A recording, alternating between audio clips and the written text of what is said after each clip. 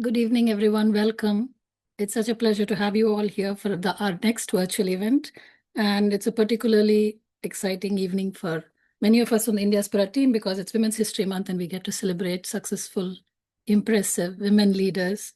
And in this case, they are building community around very important causes, and that is cause for celebration for us to be able to bring this panel together. We are very excited to have you here. Before we launch with the theme of the evening, I want to take a few minutes to talk about Indiaspora.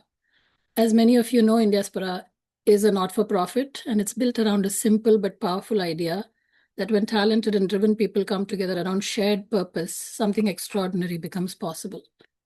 Our community brings together global leaders from every walk of life, corporate leaders and entrepreneurs, artists and philanthropists, community leaders, advocates, change makers, and creators. People who have achieved individual success but have also chosen to ask what comes next. What do we do with that success and who do we bring along? At Indiaspora, we believe that passion and purpose are most powerful when combined. When the skills, resources, and networks of our community has built are directed outward towards something larger than any individual milestone. This is not an organization that thinks in terms of individual success, but about collective impact. When we talk about being a force for good, we are not thinking of any one country or one sector, but globally, connecting people across borders who share that same drive to make a difference. In a time when it's very tempting to retreat inward because every day's news brings some new horror story, we choose community, we choose purpose, and we choose to show up for something beyond ourselves. And this is why we have chosen to bring these women to spotlight today, because they have also chosen to think beyond their personal goals. It's a pleasure to introduce them, but what I'm going to actually do is sort of say their names and their organizations and invite them to come and share, because their story of how they got here and why they choose to work in the spaces is the best introduction possible. So in alphabetical order almost, Ami Shah, Asava, Kavita, Mehra, and Shaila Kapoor. It'll be a pleasure to hear from each of you about why you choose to do the work that you do. Ami, if you lead us off, I'd love to hear your story and all the others to follow. Thank you, Shoba, and thank you so much for inviting me and all of these other amazing women to this panel tonight. This always is my favorite month of the year, and I wish it was all year long. I currently work as the director at Give an Hour. It's a national nonprofit that works in the space of mental health, offering pathways to barrier-free access to mental health care. My personal career has spanned the public, private, nonprofit sectors, but the thread, as with many of us, really began with my upbringing. I was born in the US, but spent a large part of my childhood moving back and forth between India and the US as my family pursued my mom's dream of opening a hospital in Pune, the city she grew up in. And seeing that commitment to community and service early on shaped how I think about service and leadership. I went on to serve as a Peace Corps volunteer in Jordan many, many years ago, later as a US diplomat before moving to the corporate world, into corporate strategy, mergers, and the pharmaceutical world. But across all of those roles, I really realized and learned how institutions function, how systems can shape different outcomes at scale. But growing up with community service, such a big part of my story, I always felt a need to apply those skills towards community impact. Additionally, over time, through the other nonprofits I've consulted with, I became more and more aware of the quiet mental health burden many women carry, including generations of women in my own community, in my own Indian diaspora community. For me, joining Give an Hour was a way of bringing all of my skills, my professional skill set, to expanding their mission, but for me, an opportunity to pay that commitment forward and to learn more about this burden and efforts to work within and without it. I'm so happy to be here tonight. Thank you. Thank you, Ami. Lovely to hear. Anna? Hi, thank you so much for having me here. Wonderful group of trailblazers. I feel deeply honored, and thank you, Indiaspora. Platforms like this always help us amplify the work that we do. I'm Anna Asava. I live in Texas, have been here for 24 years, but 43 in the US. So I've literally grown up here, I feel, in some ways. Um,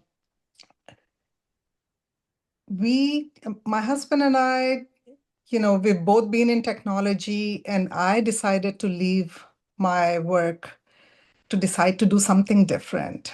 Corporate America kind of got to me, and I was like, okay, I want to do something more meaningful, more impactful. So got involved with a lot of organizations, started volunteering for them. These were mostly organizations that focused on work in India. And because I'm first generation immigrant, causes in India resonated really well.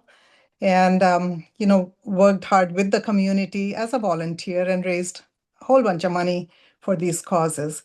Then about 9 years ago, we accidentally, and I say it very intentionally, that we accidentally heard about hunger in the USA. The statistics were staggering. 50 million people in the US depended on charitable food to make it through the week.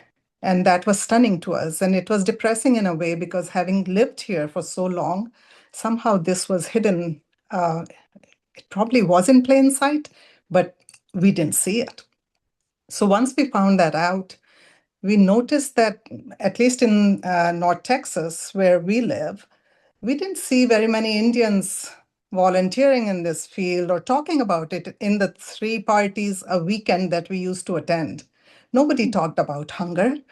And so we dug deep, learned more about what the issue is. Is it for true? What are the organizations in this space? And learned about Feeding America, the whole bunch of food banks that kind of cover every zip code in the country. And we said, okay, here's this wonderful organization that's doing great work. Let's just power it, right? So we started Hunger Mitao.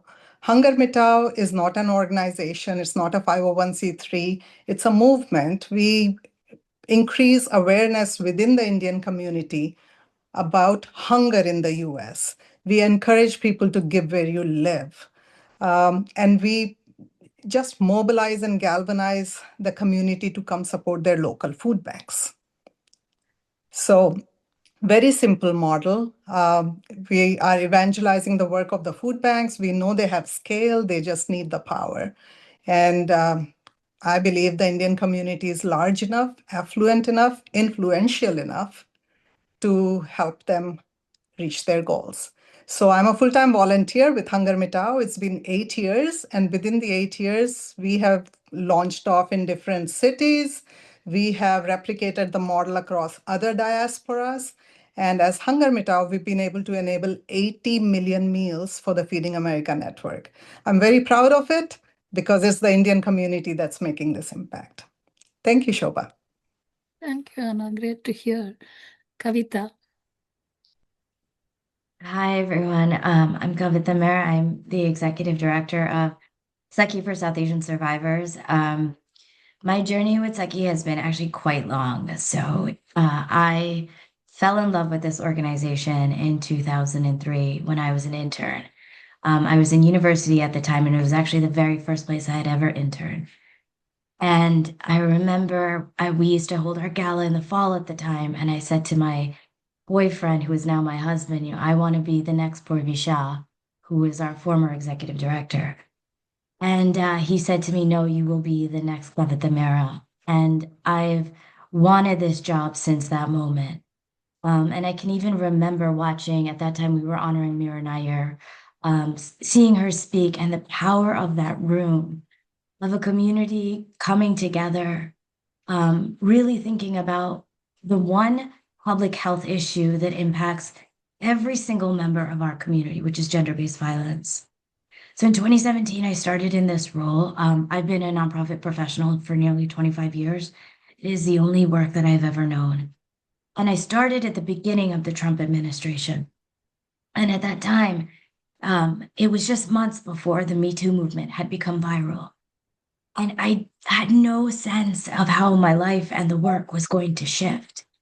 But between the first Trump administration and Me Too going viral, and then COVID, and now where we are today, where Sakhi is navigating through a extremely challenging political landscape. The one thing that keeps me really connected to the work is one, we are survivor-led and survivor-centered. So in 2019, we started to really articulate our work as such. I'm a survivor of gender-based violence. I'm a survivor of domestic violence and sexual violence, and that informs a lot of my consciousness into what I bring into this work. And two, the fact that we really are driven by the fact that survivors are the most resilient people in our community, and we hold on to that ethos. And I work towards with my colleagues every single day is that it's actually it impacts every single one of us in the community. 48% of South Asian Americans experience gender-based violence at least once in their lifetime. So if not everyone in this room, we know someone in this room who is experiencing it right now. And I see my role as just saying, that is actually not somebody else's problem. That's all of our collective problem. And it's not experienced by one gendered identity. It's not experienced by just women. It's experienced by all gender expressions and sexualities. And it's our collective responsibility to come together because I know we can end it. I fundamentally believe that. So it's a little bit of my journey. Thank you, Kavita. It's I'll invite Shaila to share her story, and then it's so humbling to hear each of you share what brings you to what you do. Shaila, please. Thanks so much. Thanks to Indiaspora for having me. Thank you to Shoba for moderating the panel. I'm really honored to be on the panel with all of these fabulous women, and your stories are so moving. So your personal stories. My experience is that I come from Silicon Valley. I've spent the last 2 decades in tech, launching new products, new services. Most recently ran a software company for about 10 years. But, always at the same time was really passionate about education. I co-founded Oxford Day Academy, which is in East Palo Alto, and also did some work with girls' education abroad. I think at maybe 3 to 2.5 years ago, I started thinking about making a shift out of tech, which was always paid the bills, but wasn't really where my heart was, to doing something more impactful where I could touch people's lives. Simultaneously was raising my 2 children, a boy and a girl, and was really noticing what was happening for my son and the experiences he was going through. Saw him and other boys his age, especially noting like when they're younger, how emotive they are, how giving they are. They cry when a friend falls, they help somebody up, to as they move through the middle school and high school years, just kind of seeing this kind of shutdown where emotions were being shut down, engagement in school was really being shut down. So in researching that, of course, we realized that there is a crisis going on with boys where they're heavily disengaged from education, but also there's a lot of mental health issues. There are harmful gender norms that are being fostered. And those gender norms are, teaching boys that being emotional or vulnerable is not okay. That in turn is not being fair to women, and it's causing many times unsafe, unequal environments for women. It's with all of that in mind that I created Boys Who Write. I'm the founder and executive director. And what we do is we work on reading and writing as foundational, and we do that through targeted, very specific projects that engage boys. And we do increase literacy rates. But I would say our real main objective is to shift the trajectory for boys. And so we do a lot of work on social emotional learning, where we work on things like empathy, compassion. We have discussions around masculinity, power, women, all of those things. And we're fairly new. We ran pilot programs last year, but we're doing our major launch this year. So that's it. That's all about me. Thank you. It's for those of you who have been listening to all 4 of them, isn't it amazing that these women have taken on the very easy fixes of mental health, food insecurity, emotional well-being of boys, gender. I mean, the aspirational tasks that you have taken on in a world where it's easy to say these are difficult things. Really kudos to you for doing what you do. And thank you for taking time out of your busy schedules to be here. We really appreciate you coming here and sharing your story. And I want to also underscore one other obvious thing, which I meant to say in our introduction. While Indiaspora is built around the idea of the Indian American identity and the Indian diaspora identity, we very much emphasize civic engagement as one of our pillars. And by that, we mean showing up as good citizens in the communities we live in. So the idea is to be of service to those around us, wherever we are, whatever the context is. And each of you exemplifies that motivation, I think. And that sort of is, it's, you kind of address this in your journeys as you were sharing your journeys, but I want to reinforce this and ask a little bit about why the context of your work is focused around the specific spaces. I know the personal motivation was shared, but how do you find value in focusing in the community level at the work that you do? And what is it that is easy about it and what is very, very hard about it? Being an Indian American working in the spaces that you do, what is good about it and what is difficult about it? To mix it up, let's change the order. Shaila, will you go first on this one? Yeah, I hope I'm interpreting your question correctly, but the reason why I focus on local communities, I'll start there, is I am born in the United States. My experience is here. I consider America home. My children grew up here. I know the school systems very well here. I know all of the issues firsthand. And so I felt like I could make the greatest impact here in the US. We are a global organization, so we do work in other countries as well, but the bulk of our programming happens in the US. And I think in terms of what's easy and what's hard, I'll speak from the perspective of being Indian American. I think what's easy is that there's not many of us that are focused in the US. And so it does in some ways give us an advantage in terms of knowing what's happening, knowing the climate and understanding it. I would say it is a bit of a disadvantage when working with other Indians who are focusing a lot of their work on India and do not really understand the importance of supporting people, communities here. Being Indian America from America is also a community, and I think we need more support. I also think that, supporting foundations or organizations that are doing work here is only helping our children and our future generations, and is also giving us a stand in America, which I think is very important. So, thank you. Yeah. May I add something to that? Yes, please. Yes. Since I said no sequencing, please add. Yeah. So, like I said in the intro, I feel like I have this dual responsibility to the land I was born in and to the land that I live in. 8 years ago, we thought Indians in Dallas area were not visible enough in coming out and volunteering, in doing something locally. We were known as the leaders of technology, the doctors, the engineers, all of that, spelling bee champions even, but not as a group that came out to volunteer. And at that time, I wanted to change that narrative. Like, we live here, we need to become visible as giving here. All of it, the time, talent, treasure, all of it. We need to show that we are invested, because otherwise we will always stay foreigners. And if somebody called me a foreigner, I wouldn't know what home is, right? This is home. So for me personally, that is why I got engaged. And, I had grandkids. I'm looking at, okay, for them, this is home. Now, what can I do to make their home better for them? So that is the reason why we decided to make work here our singular focus. Thank you, Anna. If Kavita or Ami want to add to it, I'm happy to. Sure. Yeah. I'm happy to add to that. For me, growing up in the 80s, my local community was that coterie of aunties and uncles and cousins, created by that generation of Indian immigrants to the US, the professional immigrants who came here in the late 70s and early 80s. At that point, navigating education, life, relationships, that was meant to be addressed within this community. They were meant to be your support. But even at that time, recognizing that in cases where, mental health options, care, support, needing that kind of professional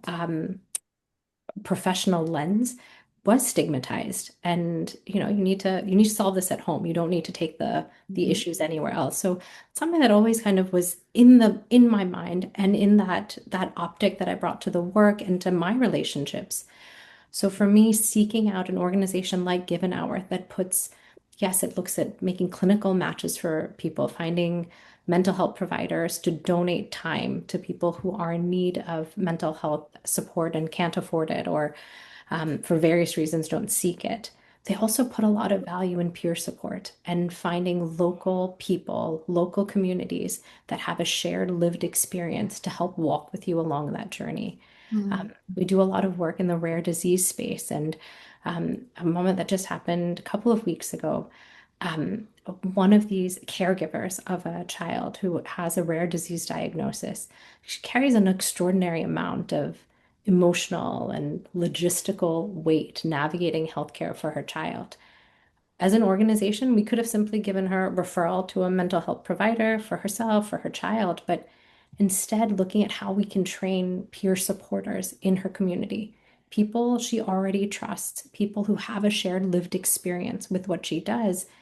It's not just about getting access to the care, but it's about normalizing this, that it's someone saying, I understand what you're carrying. And that trust, you can't build that from the outside. That has to come within a community that you share an experience with, to be able to move that needle and to move forward. So true that these are not individual solutions at the end of the day. There is a community involved in pretty much every one of the things that we are talking about this evening, I think. Kavita, do you want to add to that, or would you like another dimension to it? Or I think there two things, right? One, to build on what Anna was saying, the South Asian diaspora in the United States has the greatest amount of income inequity of any immigrant community in the United States, right? So we represent the wealthiest of the wealthiest and the poorest of the poor. When we lean into simply the glorification of wealth and the model minority myth, it essentially erases any need of pain or addressing social justice issue, or sanitizes any form of critical lens that the community must examine itself in, right? And so then there is no DV, there is no hunger, there is no mental health challenges, there is no empathy, apathy gap, right? Or compassion gap. And so until we see that the community is more complex, we're doing ourselves a disservice. And so like doing work in the social justice space, doing work in the nonprofit space allows for us to be able to have a little bit more of a critical dimension. The second thing I really want to uplift, which is someone had shared this with me when I was back in university that really stuck with me. It's like the South Asian experience of social justice work actually started with the feminist movement. And I think it's really important, especially given the context of the fact that it is Women's History Month and we're having this conversation. It was the South Asian survivor organizations that started. I'm going back 41, 42 years to Sneha, Manavi, and then eventually Sakhi and all the rest that started the civic engagement work of South Asians across this country. So I think we also have to attribute that to like really all of the work that's happening now in the diaspora around the social justice space, and ensuring the longevity of the feminist movement, but really credit the feminist movement for giving us the lens too. Thank you for making that point, and which is one of the things that I think we were thinking about when we were assembling this month's panel, that unlike many other sectors, the development, the social sector, the social impact sector, this sector does see a lot of women represented more easily than many other sectors. We try to think about this thing. And I think partly it's because of what you said, Kavita, that the feminist movement has led into spaces here where women as leaders have shown up from very early on. So that sort of leads to my next question in some ways. We see a lot of women in the social impact sector. We see women in leadership positions in the social impact sector. To Shaila's point, empathy and compassion are not uniquely feminine or anything like that. It is not to be gendered, but there seems to be some degree of something we bring to the space that is an advantage. And I want to call out what it is and see if it's possible to make it more non-gendered. Is there something that you think women leaders bring to the space? And does it have to be only women leaders who bring it to the space? Whoever puts their I, hand up. I, Yes. I feel like women in philanthropy bring something that is so much softer, gentler, collaborative. We believe in and are more open to shared responsibility, shared leadership. It just seems like that comes naturally. I'm putting a gender lens on it, right? Some things that just come naturally. We are more involved with the kids' schools, so we are closer to the issues and we have a sense of justice in a way. When we see something that's unfair, we want to do something about it. And I believe that in a country like America, there are opportunities where, if I see something that I want to change, I can actually start. It doesn't need to be a grandiose plan. I can start. I can join the PTA. I can do all of that. And in some ways, I feel like, the grunt work that is needed to work in this space, I feel like women more readily sign up for those things than men. Interesting. Can I Go. say a point? I have to say that I don't want to discount the men and the amazing work that they do in this Yes. space, because I don't think that nonprofit work is gendered. I mean, I think that both men and women are doing an amazing job. I think women may not get enough recognition. And I think that's where we probably need to work a little bit more to raise awareness for the kinds of things that women do. But in general, I tend to shy away from making that claim that women are Understood. better at doing something or that we're softer. I know a lot of men who do possess, empathy and compassion and are changing the world. So, yeah. Point taken. I think the intention is not to make anybody feel like they are not able to feel compassion or empathy. The broader point, let me change it because I worry that this sounds a little off in some ways. The question is more, do women have an ease of entry into this because of the way we are conditioned to be thinking of certain things? So it's not necessarily unique to women to have those abilities. It's that it's easier for us to access some of it in the way we are allowed to express it and allowed to be who we are. If I may jump in, I'm sorry, Ami, I don't know if you want to. Go but, ahead, Kavita. Go ahead. uh, but the data shows something slightly different here, Shoba, which is, so a small nonprofit is considered 0 to 5 million. 5 to 25 million is a mid-size. 25 and higher is a large nonprofit, right? You know this, you've been in the sector a long time. Overwhelmingly, more than 75% of nonprofits, 5 million and below, are run by women. Yes. 5 million and higher, 5 million to 25, it's a mix. 25 million and higher, it's mostly men. It's actually just sexism, my friend. And that's really what it is. Like, it is how women are perceived in their leadership, that we cannot necessarily run universities, hospitals, $25 million institutions, but we can. And unfortunately, that is the sexism that at least I continue to see in the work that I do every day. If I were to tell a man that I didn't specify my gender, but that I got the investments of Mackenzie Scott and Melinda French Gates and I 10x my organization in less than 10 years, I would have every single entrepreneur who's a man wanting to meet with me. But that's not what's happening in my life. Yeah. I have to fight for every door because it's sexism. So, like, I'm not sure if, like, the emotions are going to manifest because of my gendered identity. Gender is just an expression. It's just sexism. Not just sexism, but it's sexism. It is. Kavita, I can always count on you to tell the truth and tell it clearly and boldly. So thank you for stating that. I'm sorry in advance. No, it Not just at needs to all. be said. It needs to be said. I think everybody here I agrees agree with with that. that too. 100%. I mean, I'd echo Kavita in that, like, I mean, women, we've long been doing the work of this leadership. If it's now that we're starting to name it as now we're doing it, I mean, this is not news to anyone. It's just a choice not to report on that news.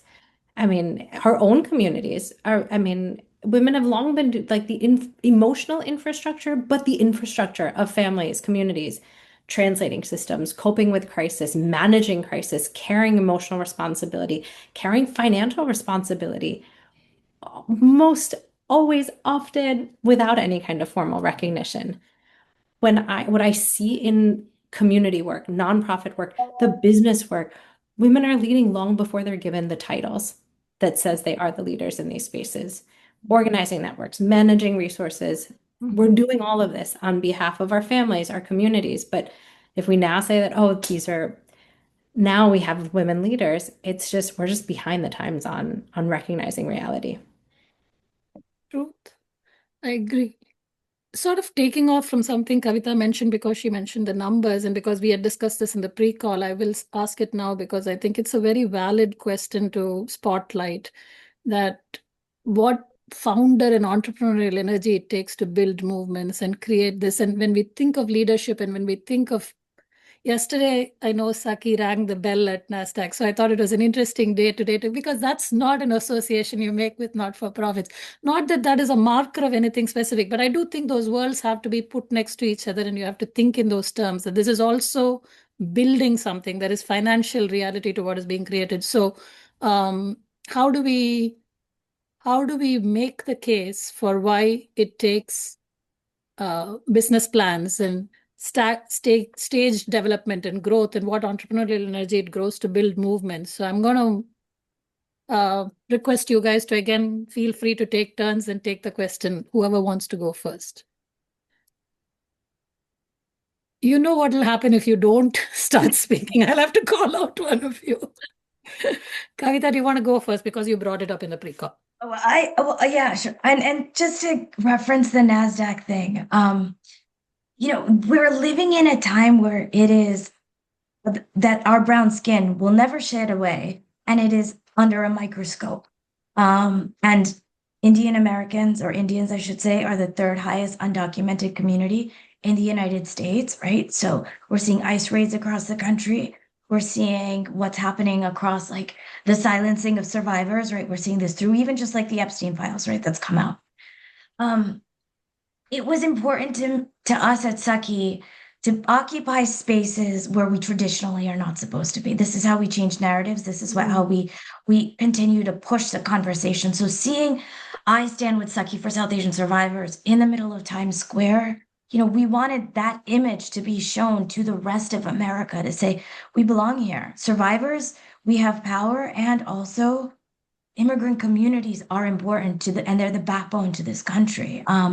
So that was that's an insight into our approach, which is like, how are we continue? And I do imagine that has a level of entrepreneurial energy, but I will pass it to one of my colleagues on the call. Congratulations, Kavita. Well done.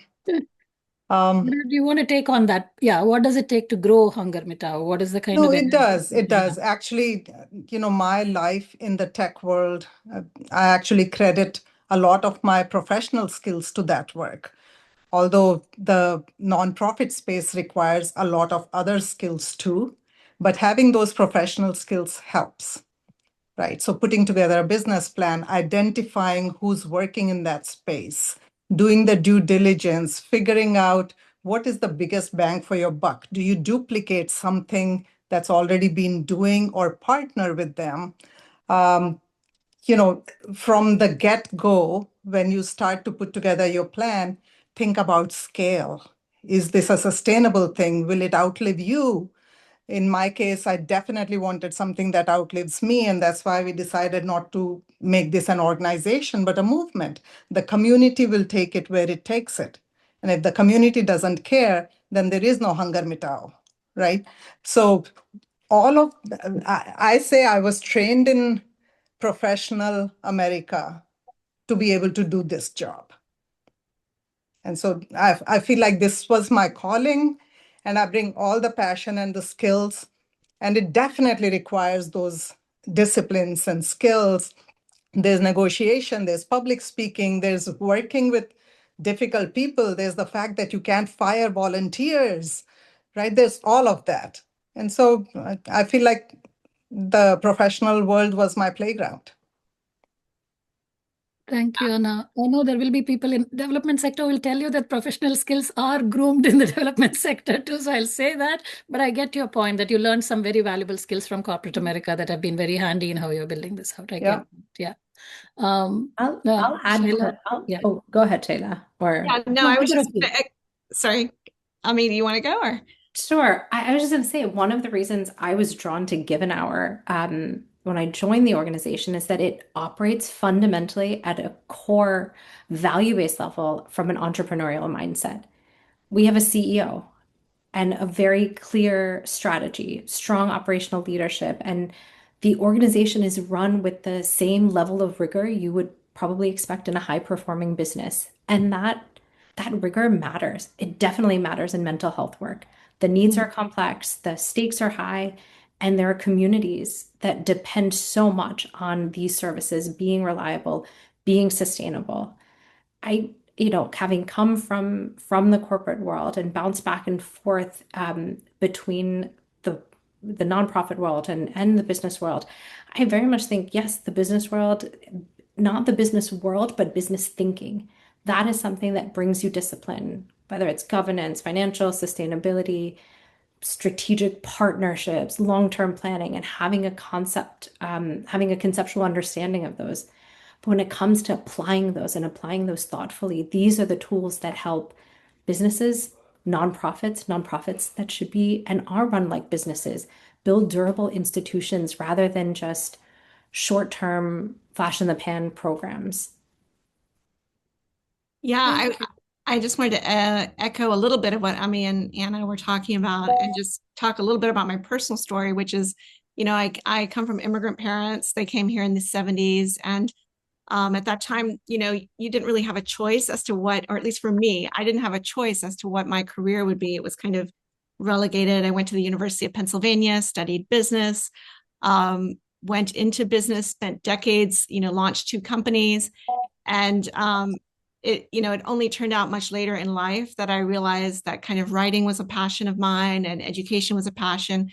But throughout that experience, I almost always was thinking, well, I'm in business, but it's not really what I want to do. It's not my love. Why am I doing this? But I'm really very grateful that I ended up doing that because all of that experience has informed what I'm doing now, just like many of you have said, in terms of knowing how to negotiate a contract, understanding how big we want to get, being able to actually build a business. If you've built it in the for-profit world, then you know how to do it in the nonprofit world. So it's come back as something that's been very valuable to me. So I thank my parents for kind of putting me on that path, and then of course supporting me as we're doing the nonprofit work we're doing now. I'm going to sort of summarize this a little arbitrarily, and some of you may question my summarizing, but what I'm going to say is that it's going to take a high degree of professional skills to be successful in whichever sector you choose to do. And just because we say not for profit, it doesn't mean it's all about fuzzy emotions. It takes hardcore planning, scheduling, strategizing to make it happen. Is that an okay right. summary of what all of you are saying? Okay. Absolutely. Oh. Yeah, passion alone won't take you far. It doesn't. It takes all of those other things, and not-for-profit does not mean lack of structure or lack of professionalism. It takes a lot of that to make it happen. Actually, there are a couple of questions which my colleagues have been kind enough to sort of aggregate. And since it overlaps with some of the things I was planning to ask, I'm going to use some of our audience questions so that we weave that in. Sunita Nair has asked, if you're talking about building something bigger, what are the key ingredients, strategy, timing, financial planning, leadership, that turn a concept into a lasting movement? So the question is there one key ingredient that you would pick as something that helps build momentum in what you see growing? Some of the things that have been suggested here are strategy, timing, financial planning, and leadership. But if you think there's something else that is been the factor for quantum leap in anything that you've seen built, please share that. I think it's all of that, but it also requires collaboration. You have to have a very collaborative spirit for something to be sustainable and also to be impactful. In the hunger space, for instance, yes, I'm working with the food banks, but the food banks work with pantries who, along with giving food, are also working on these wraparound services on how do we give financial literacy to people? How do we give mental health to people? So those collaborations I feel are critical. Otherwise, I mean, you can't spread yourself too thin, but with collaboration, you can create a network. Yeah, I will bounce off of that as well and say that I think for us, partnerships have been key to scale. So rather than, we don't want to reinvent the wheel. We want to already work with organizations that are already in schools or in countries, and we're forming those partnerships to be able to quickly scale and quickly build out. So thank you. If Kavita and Ami are waiting on it, I see a sort of related question here. It says, how can partnership be strengthened not only to drive impact in a space, but to strengthen the not-for-profit domain at large, I guess? So not only if Anna's references to other food banks, is there a way across things to find partnerships that sort of scale up the work of community impact? This is something, yeah, go ahead. No, absolutely. You learn best practices. So collaboration doesn't always necessarily mean sharing of resources, like the food resources. It also means ideas. How are you doing things? Pilot projects that work in other food banks. How can we bring it to our food bank? So those kind of things also help you scale, get better at doing things differently. Kavita or Ami, did you have anything to say in terms of what you see as the contributing factor for quantum growth? I think the two additional things that I would add is, I think, clarity of what the mission is, clarity of the problem, understanding what the problem is. And again, back to the earlier piece about business world, nonprofit world, I think that's always the case, right? Like, understand the problem deeply and be disciplined about the change that you want to see.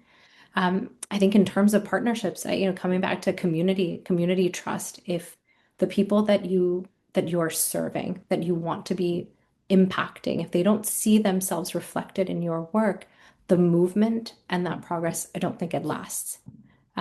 So in terms of building partnerships with people that touch the communities, that include the communities, that represent the communities, where they're seen, they're heard, and reflected.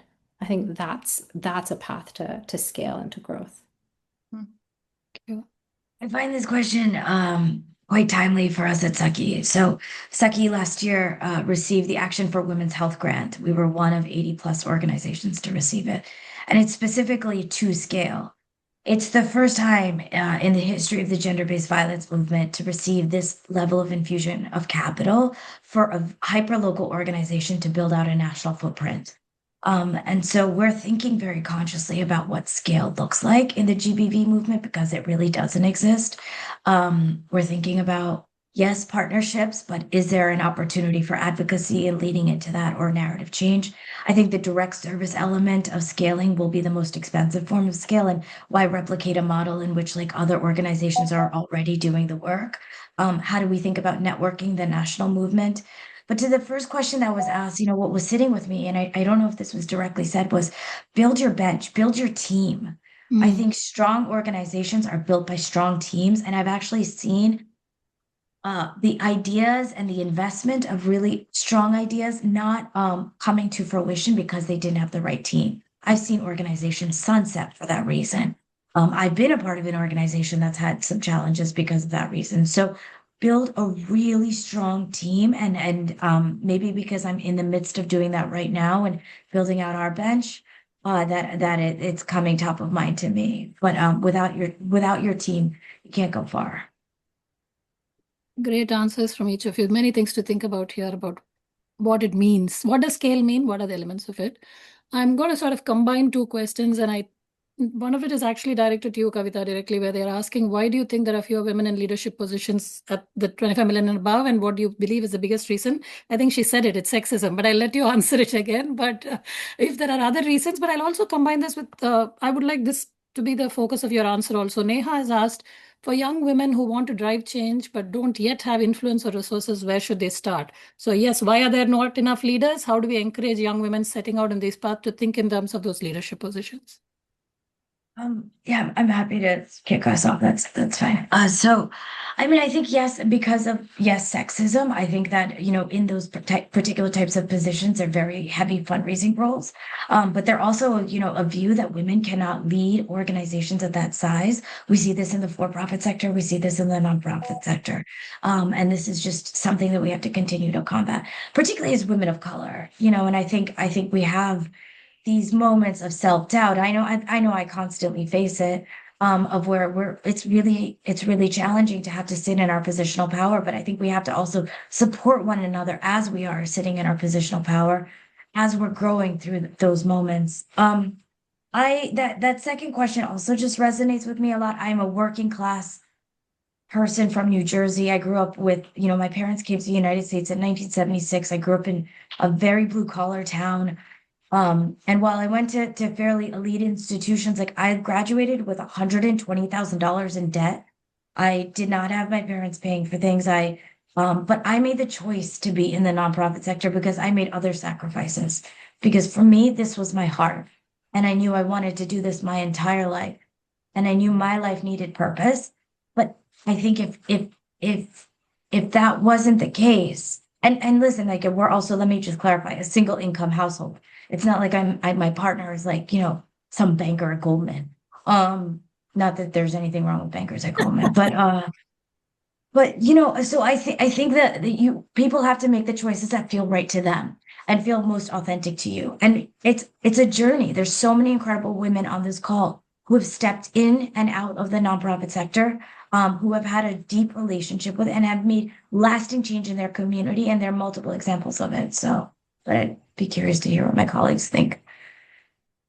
Yeah, I think for the question was around what should young women do if they want to start something they're passionate about.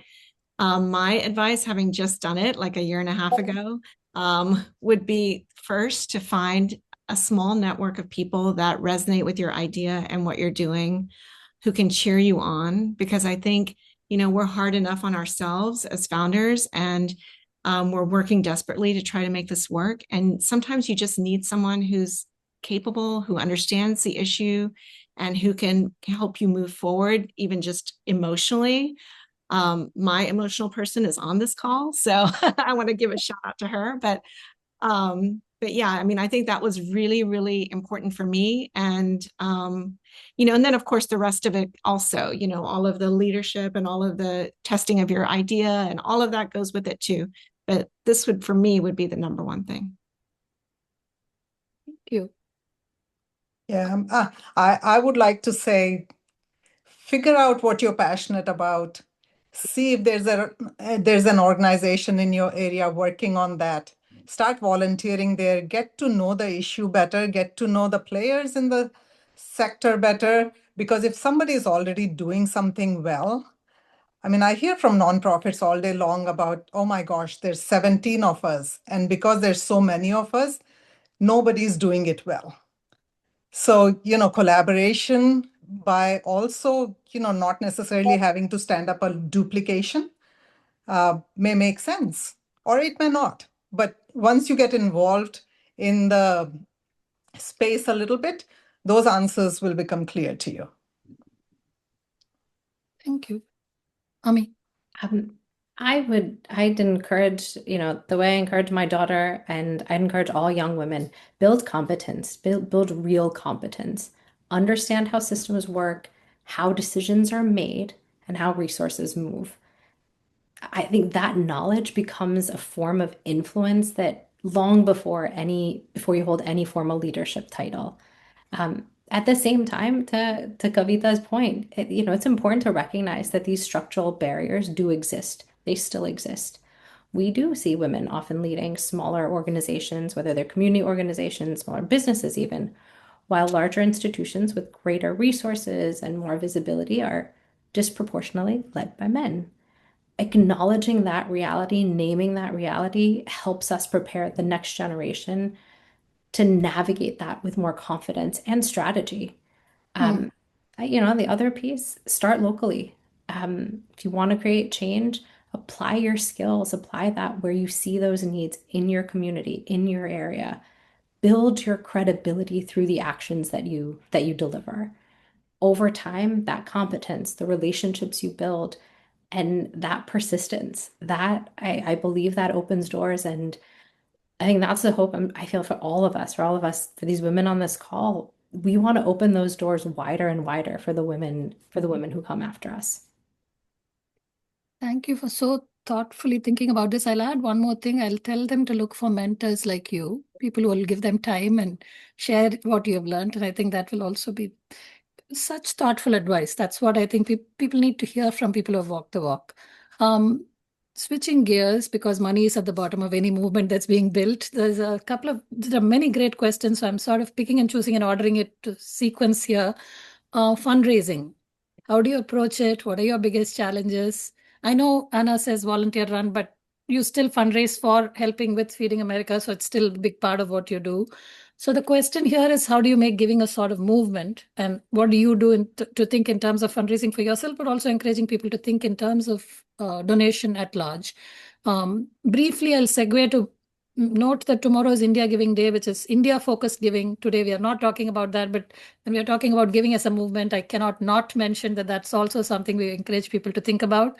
So please kindly go look up India Philanthropy Alliance and India Giving Day tomorrow. That's a different point. But to go back to fundraising and what are your biggest challenges and what are some, I don't know, in the language of today, what are some hacks that you have discovered that you would like to share with the world at large? Are you lobbing it at one of us or? Okay, Anna, go for it. Okay, so Hunger Mitao is a movement. Like I said, we do not collect money. We direct supporters to their closest food bank. Now, with the population explosion of Indians in the US, also has come segregation. So the individual communities like to stay within their own communities. That doesn't serve us well. Us as the Indian diaspora, it doesn't. We need to have a unified voice. So our messaging to people is, hey, number one, we need to be seen as giving where we live. Number two, we all talk about Annadan and food donation being a part of how we were all raised. We are here. I know hunger is not as visible to us as it is in India. It just has a different face here. The face of hunger is different. But just peel back a layer and you'll see it all around you. So if the food banks are able to do such great work, let's go ahead and power them. So that is how we fundraise. And when people see that the money is not going to Hunger Mitao, it's going directly to the food bank, there's a trust. That transparency really helps us. And we've been very successful without having thrown a single gala. We've raised almost $10 million. Amazing. Since the other models are a little different, I know the answers will be a little different, but if somebody else wants to take it on. Also because Shaila, as you pointed out, you're starting out, you're at an earlier stage, Kavita is at a different stage, Ami is in a different kind of organization. I'd love to hear from all of you about what fundraising means for your entity. Well, I can start. I think, as I mentioned, we're very new. We're about a year and a half old. So fundraising is front and center for me. I think, because we're so small, initially we've had to go after just individual donors and not as much grant money that we would like to do. We're just now getting to that phase where we can start to apply for grant money. I think a few things to bring up. I think, having been a part of the Indian community in Indiaspora, I will say it's been a little bit challenging to get any kind of funding from this group of people because they are so focused on India. You yourself just brought up India Giving Day. Why isn't there Indian American Giving Day, for those of us who are trying to build something You locally? start that too. Yeah. Yeah. And so I think that has been challenging for me, especially wanting to work with my own community and hoping that my own community would be able to back me up. That's been a challenge. In terms of my programming, I'm so on the other side of things. I have so many states that want to work with us, schools, national networks that are interested in waiting, but I'm kind of at this block where until I can raise enough money, I can't support all of these people. So it's a challenging time for me. Understood. Sure. Kavita, I see how you unmute yourself, so you go next. So I've spent, prior to this role, I was also in a fundraising position. I've been in fundraising and development in some capacity for about 15 years. And there's a particular method to the madness, there's a science to it. That being said, fundraising for GBV is one of the hardest things to actually fundraise for. There was a report that came out last year that I think less than 3% of philanthropy globally goes to women and girls. Even less than that goes to GBV. $100 to $150 million in private philanthropy goes to gender-based violence every year globally. That's the same amount of money that Kamala Harris spent on her campaign in 1 week. And that's how much private philanthropy spends every year on GBV. That's how hard it is to actually fundraise for this work. And yet we've been able to scale or grow our organization. When I started 8 years ago, we were an $800,000 operating budget with 12 team members. Now we are at a $7 million operating budget with 55 team members. And it's a combination of a mixed portfolio of government, which is 65%, private foundations, and individual giving. It's really hard. It's really hard, and it requires a tremendous amount of persistence. But I think Sakhi is profoundly fortunate to have champions who stand behind us, who believe and who know that we can end gender-based violence. And that vision and working with them to crystallize that vision is the work that we do every day. And that's how we get there, right? It's just bringing, it's finding that group of people who understand the importance of the issue or survivors or have experienced survivorship in some way. And then they can see how it can transform someone's life when they're no longer living in violence. And I think those are the people that we want to, we've been working very closely with to effectuate change. Ami? Sure. For us at Given Hour, and even in the, my prior roles and just how I approach fundraising, certainly in this organization, it's less about asking organizations or individuals for money and more about building long-term partnerships and an ecosystem around a shared mission, around shared values, around shared experiences. One approach that we've been talking a lot about lately are journey maps and showing partners, potential funders, that full pathway of impact and all of the stakeholders along the way that are part of that journey. In our work in mental health work, that journey includes the individual who's receiving care, the mental health provider who's donating their time to serve them, community organizations that are connecting them together, peer supporters and facilitators, we're bringing them together. And then these partnerships and these funders and these projects that sustain that system. When people see that ecosystem, they start to see where they fit in that space. A mental health provider, for example, they're donating their clinical hours, and that's impacting their one client that they've taken on. But when they see how that facilitates and leverages the ability to continue doing this work, because let's be honest, nonprofits, we are not funded on rainbows and sunshine. It takes dollars to be able to continue the work. But when an individual donor, an organizational, an institutional donor, when they see that journey, when they see that impact, that pathway happening, I think that's an opportunity to leverage that continued support. I also think you need to be nimble in this space, nimble in how you build relationships, recognizing that when you're in a meeting with someone, when you have this opportunity, it's yes, there's the pitch, yes, there's the ask, but it needs to be couched in building that relationship and seeing the multitudes of ways in which people can find themselves in your work.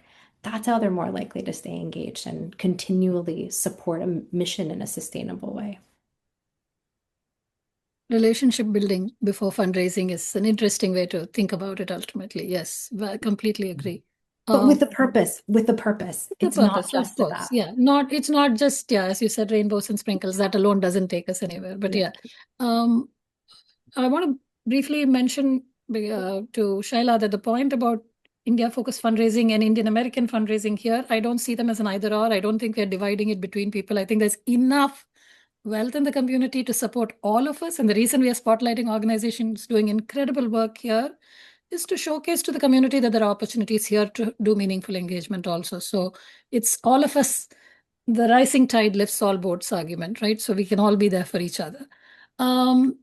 There are many phenomenal questions, but we are short on time. I am going to close out. Amita, are we okay to go over by 4 minutes or so? Yeah, we can if the panelists are Because okay. I think this is an interesting way to close it out. I'm actually going to Mamta's question. I think Shaila was referring to one of her supporters being here. Mamta asked this in 3 places, and I'm sort of putting it together. What is the one thing that keeps you up at night? Who has been a biggest source of support or lifeline for you in what you do? And how do you stay inspired each day? So I would like each of you to finish with that. What makes you stay inspired each day piece as you're closing? Okay, because I started with the alphabetical order, I'm going to go back to the alphabetical order. Anna, please start us off. Hey, you went with Ami the first time. No, that's I it. apologize. I lost my this thing. Go Ami, then Anna, then No. Please, Anna, I defer to you. Please go ahead. Sure, I'd love to. What keeps me up at night is the fact that I'm seeing the hunger numbers rising and the support for it dwindling. The government support, the donor exhaustion. It's like, okay, the inflation, the AI boom that's hitting us, and people losing their jobs, the displacement, the war. It's very discouraging. I myself, having been a donor to the food banking network for so many years, I'm like, oh my gosh, will this ever end? Well, no, hunger will never end. But it gets discouraging that we are now serving more people than at the time of COVID. So that's worrisome. What is encouraging is that the impact that we have been able to make, the 80 million meals, it's from the shoulders of about 1,000 donors. And we mainly target Indian American community because that's who we are trying to galvanize. But we've got many more here. So to me, it's encouraging that there's so many more people I can reach. And hopefully they will also see the value in, I still support causes in India, but I live here. I need to also give here. And I need to be seen as part of a community that's truly invested here. So that's encouraging. And what keeps you inspired every day? That reality that there are people willing to give? Yeah, Okay. absolutely. Wonderful. Ami, since I got my alphabet wrong this time. Not a problem. In this space and this work with Given Hour, what keeps me up at night is some of those numbers that we talk about every day, that the number of people in this country needing mental health care is staggering. Over 50 million. The number of clinical providers available to meet that need, 500,000. I mean, that for me is just, in the work that we're doing, I look at our strategic plan and I look at the numbers that we're aiming for over the next 3 years, and they're not numbers pulled out of thin air. They're numbers that are calculated based on true need out there. And sometimes they feel staggering. And sometimes it feels like, we're not getting there fast enough. And we'll never get there fast enough, because if you increase the number of mental health providers who are able to help people, if you increase the number of peer supporters who are able to help in their community, the number of people needing that care is just going to increase as that goes on. In terms of what inspires me, to Kavita's point, the bench of people that I work with, who passion for this mission brings them to the work. Their professional skills, acumen, strategy, thinking, that's what keeps us all going. And knowing that there are people that I have around me every day for more hours than sometimes are necessary or appropriate, that keeps me in it. That keeps me going every day. Yeah.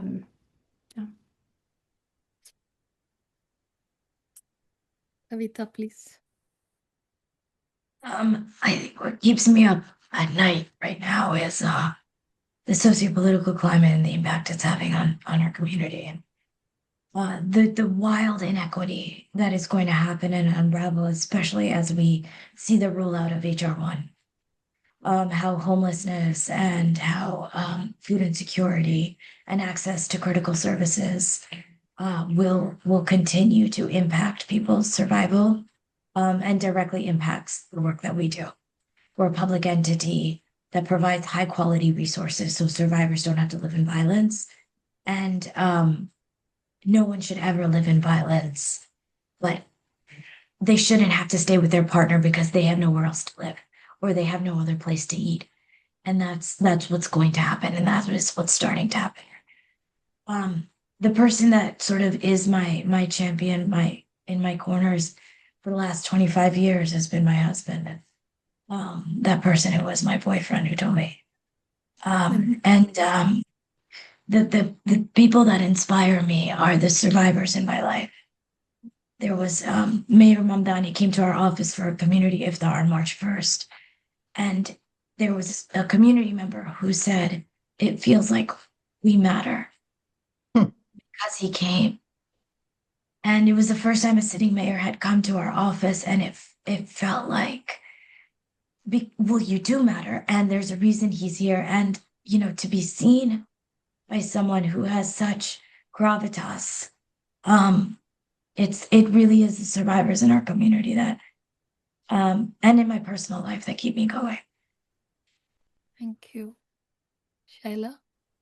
I think what keeps me up at night is what is happening to boys. I think, first just looking at the national stage and seeing what's becoming normalized, what kind of language is being normalized for young boys, what's being culturally acceptable in terms of misogyny, the millions of boys that are following people like Andrew Tate.